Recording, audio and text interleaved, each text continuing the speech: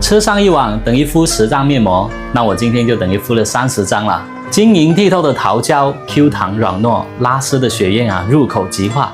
这不仅是宝妈们的仙女羹，更是替代孩子们饮料的最佳饮品。特别适合干燥的秋冬季，包上一次啊，全家人都受益。首先准备一点血燕，不用太多，泡发好啊会变得很多的。这个桃胶呢也来一点，还有这个皂角米，倒多一点清水。这几样东西它的一个吸水性比较强，所以我们这个水可以多倒一点，避免它泡发的不彻底，然后做出来呢会夹生或者是硬心。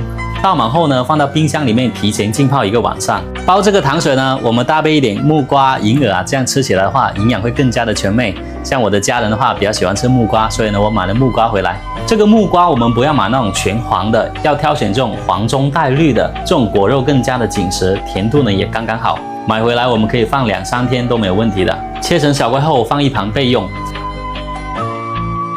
我们可以看一下泡了1个晚上的桃胶、血燕，还有这个枣角米啊，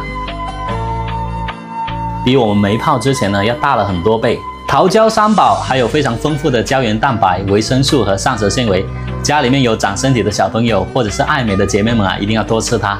像这一款桃胶3宝就是我家常年必备的，然后它已经是组合好的，独立密封包装，甄选品质，没有任何的一个添加。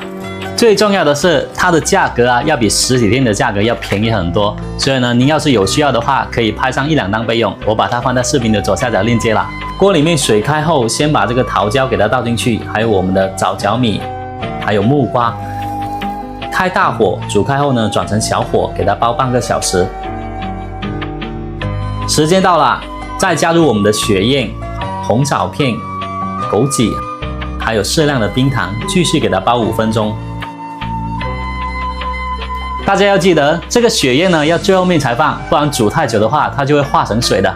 出锅之前呢，可以加一点椰奶或者是牛奶就可以开喝了，清甜不腻，温润养人，每一口啊都是满满的胶原蛋白，营养又美味，家里的大人小孩都可以喝。